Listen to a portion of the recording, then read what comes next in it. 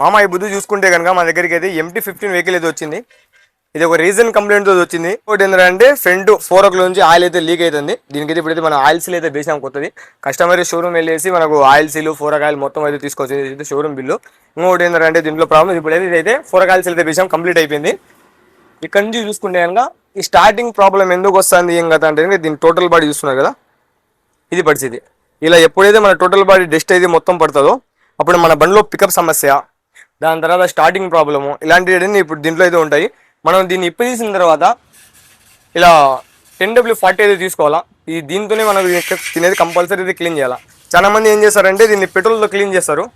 ఇది పెట్రోల్తో క్లీన్ చేస్తే కనుక ఇది మనకు 1 year రావాల్సిన లైఫ్ 3 months 4 months వరకే వస్తుంది. ఎందుకంటే దీనిలో కొన్ని సెన్సార్ అనేది యాక్టివ్ ఉంటుంది. ఇది పెట్రోల్ బేసిక్ క్లీన్ చేసే సెన్సార్ అయితే కాదు. దీనికోసం సపరేట్గా 10W40 వస్తుంది. ఇదే బేసిక్ కంపల్సరీ క్లీన్ చేయాలా. ఇప్పుడు మనం తీసుకొని దీన్ని అయితే బాగా నీట్గా క్లీన్ చేసుకుందాము. దీని ప్రాబ్లం అయితే సాల్వ్ అయిపోతుంది. బండి మొత్తం అయిపోయిన తర్వాత మీకు స్టార్ట్ కూడా చూపిస్తాను, పార్ట్ 2 అయితే చూపిస్తా. ఇప్పుడు బండి ఏదైనా ఫోరక్ ఆయిల్స్ మేజర్ కంప్లైంట్ ఇంకోటి ఏంటంటే టోటల్ బాడీ. అట్నే కస్టమర్ వచ్చేసి మనకు 2 ఐటమ్ తీసుకొచ్చాడు.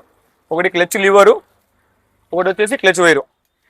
పార్ట్ 2లో మీకు చెప్తాను నేను ఈ పార్ట్స్ అన్ని ఎంత పడినాయి, ఒక్కొక్క షాకర్కు ఒక ఆయిల్ సీల్ ఎంత రేటు పడుతుంది, మన బండికి టోటల్ క్లీన్ చేసుకోవాలని ఎంత ఖర్చు వస్తుంది, క్లచ్ లివర్ బ్రేక్ లివర్ ఎంత ఖర్చు వస్తుంది, మొత్తం పార్ట్ 2లో పెడతా.